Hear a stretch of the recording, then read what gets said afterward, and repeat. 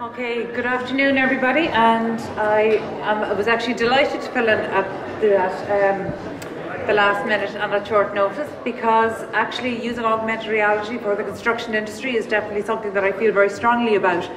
So while Daiquiri couldn't be here today, PlaceEngage by Property District is very happy to fill in and tell you about some of the potential use cases for augmented reality. Now, the one that I'm going to be speaking about today will be primarily of interest to property developers and maybe urban planners and people who are involved in placemaking. So, because it is essentially a digital placemaking tool. So, essentially what we're doing is we're going to create, or we have started creating, this virtual or digital town hall. So essentially using emerging technologies for public consultation and community engagement. Apologies, I'm conscious that there's noise over. Can you hear? Okay? Right. So I suppose anybody who's involved in creating new places or spaces will be painfully aware of objections that are lodged, and unfortunately our regulatory system at the moment doesn't really discern the difference between maybe credible objections and those that are lodged for anti-competitive or commercial reasons.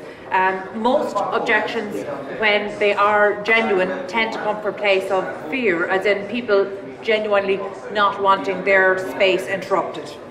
So one of the questions we generally start when we're speaking to property developers is that we find out exactly how many objections were lodged to their latest development. And I'm always surprised to hear that the volume of objections is actually quite low. They tend to come from the same sources all the time.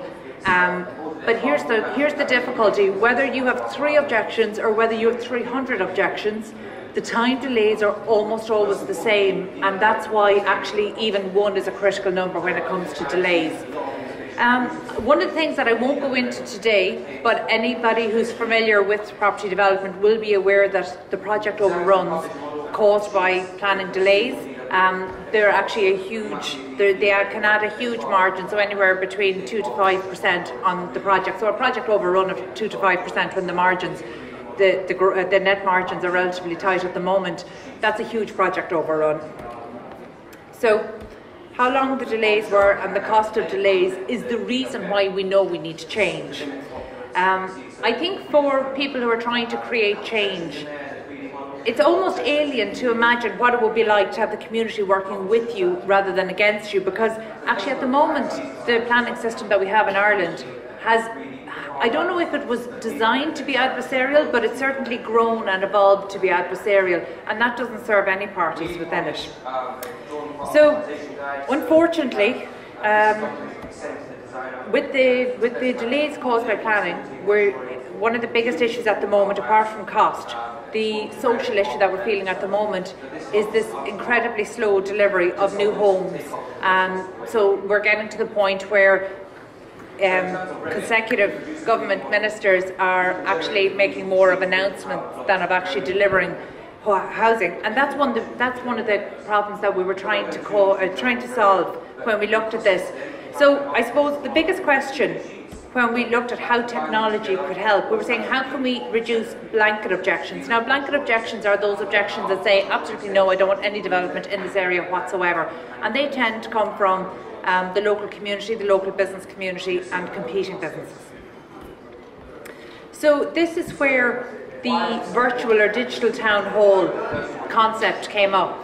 It's essentially a place to inform stakeholders and really to encourage community engagement. And how we do that is actually by, apart from the fact that the platform is available 24/7 on any smart device, again, it meets people where they are. At the moment, consumers have changed, and they've changed in terms of buying behaviour through Amazon, tourism behaviour through Airbnb, transport.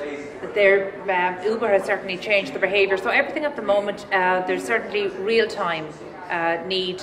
There's a need for maybe having a more unique kind of service like we get with Airbnb, and people want to take control and they want their voice to be heard. Now, unfortunately, that's manifested in really unhelpful ways for the property market. So, for example, we saw the recent protests, Take Back the City. Now, that's an absolute manifestation of the anger that the community are feeling at not having their voice heard. So, essentially, we needed to find a way that developers would listen to the community when they spoke. At the moment, there's a regulatory system in place that involves sticking an A4 sheet of paper on a hoarding that's left out to the elements. It doesn't encourage engagement at all. Not only does it not encourage engagement, most people don't even understand what it is, and as a result, we have a whole generation who don't understand that they have a voice in the planning system. They don't understand that they can actually contribute views, and they don't understand that their views can impact not only whether a development goes ahead or not, but in fact they can influence factors within the design of the element or of the whole development. So one of the things that we have seen from international studies is that when people are given an opportunity to contribute, they're in small yet meaningful ways, they're less likely to object outright. So, for example, using a virtual reality and augmented reality app, we can send people out to the site of a proposed development. They will stand there looking at reality, and then through their app they will view an augmented reality using the digital assets of the developers, BIM technology, CGIs and virtual reality walkthroughs. When they're immersed with the augmented reality, essentially people who might not have experience in reading designs or understanding plans, whether they're 2D or 3D, they will be able to actually fully experience what the development is going to be like. So from that point of view, they'll be able to stand on the space, they'll be able to, through their smartphones, without headset or goggles, they'll be able to see what height is that going to be, what height the building is going to be in relation to the backdrop, what colour facade is going to be on it, what areas are going to be overlooked. If a green area goes in one area, what is it going to affect in terms of main thoroughfares? Is this an area that's suitable for alfresco dining? You know, do we have places for children and teenagers to hang out? So essentially, these are all the things that people can go in and fully experience. And an interesting thing happens actually. It turns out that when you ask people a question directly, they answer. Who knew?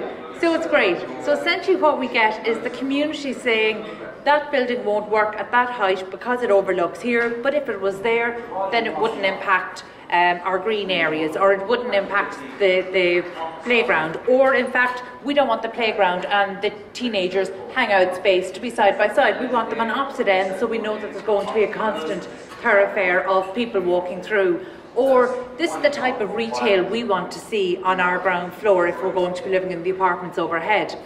So essentially what happens is that people, the local community, become invested in the development. They want to improve it, and actually there is a placemaking tenet that says the community knows best. The people who are living in the area know best. Now, you know, whenever I hear that, I'm always conscious of Henry Ford, as he used to say, if he was asked at the time about innovation and asked the people what they wanted when it came to the first car, they would have said faster horses. And I think in placemaking there's an element of that. Nobody wants to really step outside and see these new developments. However, by giving people an opportunity to really contribute in terms of the things that are important for them, understanding the landscape of that particular area. And I mean, two places jump to mind for Dublin at the moment. One is the partial redevelopment that we've seen between Thomas Street and the Liberties. That's an area where there was absolutely not enough community engagement and real meaningful public consultation in advance. And actually that meant that the redevelopment was stalled after it started 12 or 15 years ago, and it's actually only in the last 5 years that the community has been properly consulted and brought in, and actually it's added to the attractiveness for investing and developing that area by property developers. And actually what we're seeing is that actually there have been huge improvements in the last 5 years. And I suppose the second one there would be Hines planned development out in Cherrywood. I mean, there's a place where we want people. We don't want to leave this solely in the hands of planners who may or may not be based in Dublin, may or may not be familiar with the site, may or may not be familiar with the demographic of people locally. We want the community to contribute, but it needs to be done in a way that's commercially sound for the developer. So, one of the things, and I'm very conscious that today is coming just one day after there was a lot of media attention about one high-profile objection in South Dublin yesterday across all the main newspapers, with one high-profile objector, but has often been referred to as a serial objector. And there's a tendency to call this NIMBYism, this not in my backyard syndrome. Thank you. And one of the things that I think we need to be very careful about is not discounting all planning objections as NIMBYism. Not all of them are because of protectionists, that I want to keep my area and I want to keep other people out of it. In many cases they're based on solid reasons. But the difference is we need to understand what they are, and the best way to do this is by engaging people on a forum, that we don't expect a generation to turn up to a town hall, that will never turn up to a town hall on the first Wednesday of the month or whatever it is. They want to be able to access this technology, or access the service through their technology, sitting on their sofas 24/7, and that's what we're going to do. We're actually going to bring planning to the people that is going to affect the most, where they are spending most of their time. So one of the things that I actually feel very strongly about is that we have this notion that property developers and the community can't work together towards a common goal, and that's nonsense. They absolutely can. In fact, that was during the creation of the state. In fact, that's what we saw would have worked better, particularly when employers and developers and the local community work together. In fact, the state is not just not the only conduit, it's sometimes not even the best conduit in terms of delivery of homes. So, in terms of current public consultation, at the moment it's a tick-the-box exercise. There's a regulatory requirement for public consultation. That's not going to change. In fact, if anything, it's going to become a much higher bar for property developers to cross.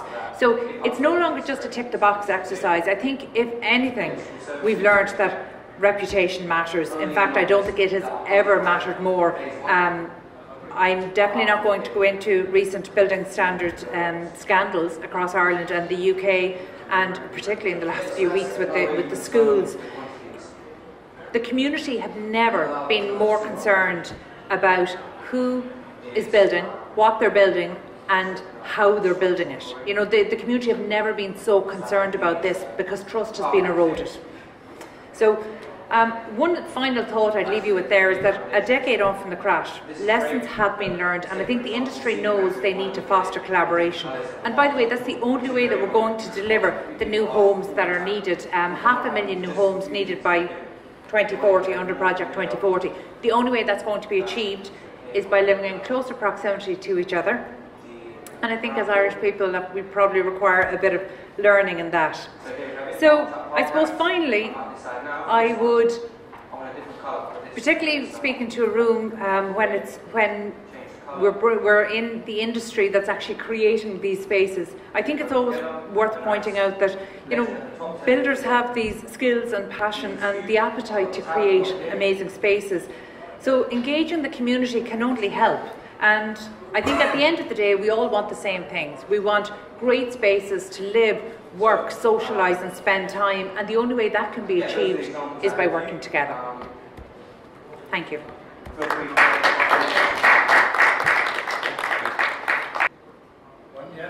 How easily do you find technically plugging into the planning system?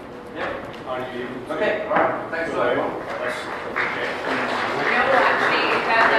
That's a very interesting question, a technical question. No, it wasn't easy at all. In fact, we found it was very disjointed. It's very interesting because all of this information, we can't hear all this information is publicly available and it's accessible by the public at no charge, but it's very disjointed. It's kept in lots of different places. So no, actually, that was maybe a 6-month process and a very manual process to do that.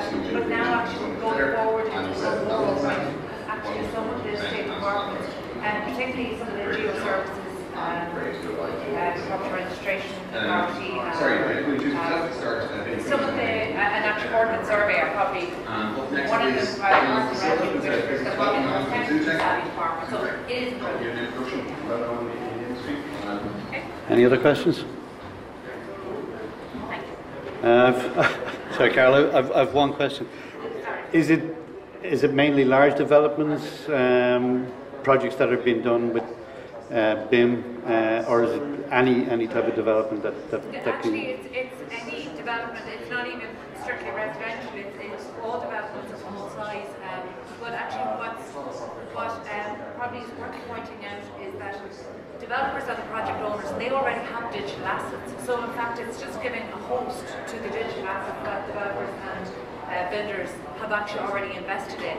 So that's one thing, but it is worth pointing out that say if a community member wants a development and the developer has to look on our site, well then actually that developer can look for 2 other members of the community who are non-related, and if 3 non-related members of the community are worried about a new development coming in and the developer hasn't put their project on our system, we're actually going to host that system for free, because that's how strongly we feel that this information must be made available. And again, the thing is, this information is publicly available, freely available, but it's just not made very accessible for people. Yeah. Thanks. Okay, our next speaker is Joe Borza.